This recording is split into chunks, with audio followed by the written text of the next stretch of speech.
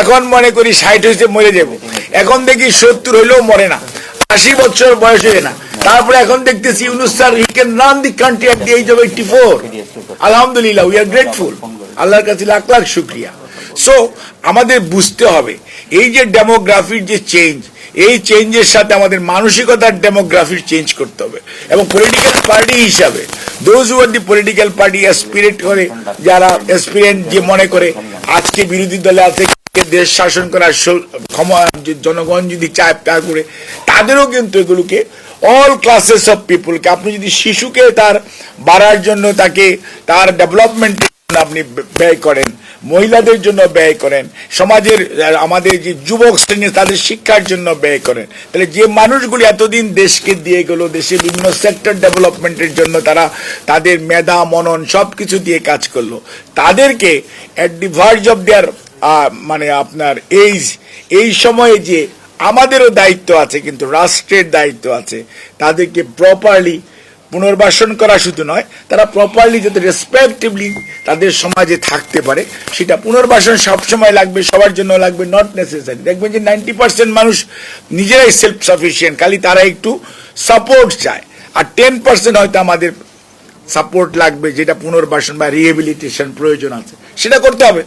রাষ্ট্র যদি চালাইতে হয়, রাষ্ট্র যদি গুড গভর্নেন্সের কথা হবে, রাষ্ট্র যদি ওয়েলফেয়ার স্টেট হয়, তাহলে আপনাকে তো সেই দায়িত্ব করতে হবে, সেটা অবশ্যই পালন করতে হবে।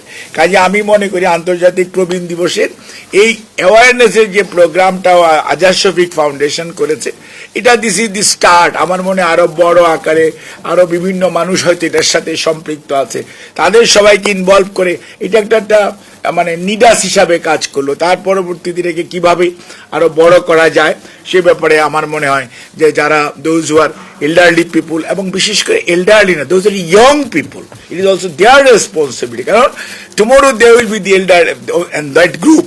কাজেই তাদেরও দায়িত্ব থাকবে যেটাকে কিভাবে হ্যান্ডেল করা যায়, কিভাবে অ্যাকোমোডেট করা যায়, এবং সেই প্ল্যান করতে হবে। এবং পলিটিক্যাল পার্টি হিসাবে এটা বাংলাদেশ জাতীয়তাবাদী দল ডেফিনেটলি, এই যে দেখেন প্রবীণ হিতৈষী সংঘ, এটা কিন্তু জিয়াউর রহমান স্যার আমলের করা। এখন যদি পলিটিক্স বলতে হয় তাহলে আমি বলতে হয় এটা, আমি ওই লাইনে যেতে চাই না, কিন্তু যদি এগুলো রুট খুঁজতে যান, yes will find this thing.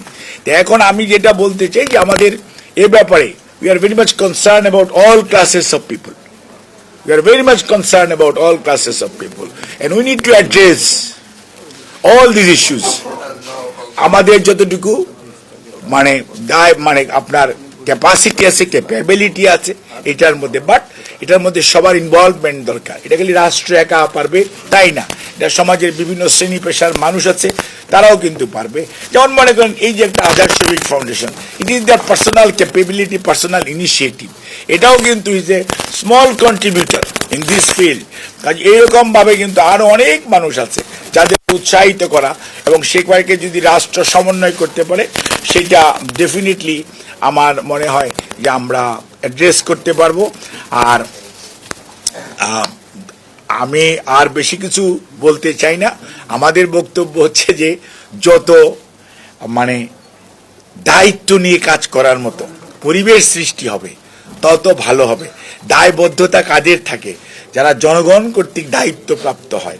কাজে সেই পরিবেশটা আমরা আশা করব যে যত দ্রুত বাংলাদেশে ফেব্রুয়ারির মধ্যেই যেহেতু আসার একটা সম্ভাবনা আছে, এটাকে যাতে আর দাদা যেমন বলেছে বিদেশি না দেশি, actually we need to mean it, স্পেডকে স্পেড বলতে হবে। আমরা বলেছি, রাষ্ট্র বলেছে, এবং নির্বাচন কমিশন বলেছে, ইয়েস আমরা বুঝতে চাই যে জনগণ, এই যে আপনারা বসে আছেন, you need to choose your own people, এবং you need to have the rights and privilege to choose your right people, এবং সেইটা আপনি দীর্ঘ সময় করতে পারেন নাই, সেটা যত দ্রুত আসবে তাহলে প্রধান উপদেষ্টা যেমন সাক্ষাৎকারে মেহেদী হাসানকে বলেছে না, আমার বয়স 5 বছর না 10 বছর না 25 বছর আমি জানি না, বলছি তো উনি কিন্তু সাক্ষাৎকার ভার্বাটিম বলেছে, এই সময়টা থাকবে না। There should be rules and regulation, there should be constitutional format, and everybody will be under the laws of that constitution, এবং উই শুড বি মানে responsible and accountable as per constitution. তখন আর এইরকম কথা বলার সুযোগ থাকবে না। এবং যখন আপনাকে কেউ দায়িত্ব দিবে, দায়বদ্ধ থাকবে, তখন আপনার অ্যাকাউন্টেবিলিটি থাকবে, দায়বদ্ধতা থাকবে, তখন চেয়ারে বসে চেয়ারের অপোজিটে থেকে ষড়যন্ত্র করার সুযোগ থাকবে না, কারণ তখন ইউ আর আনসারেবল।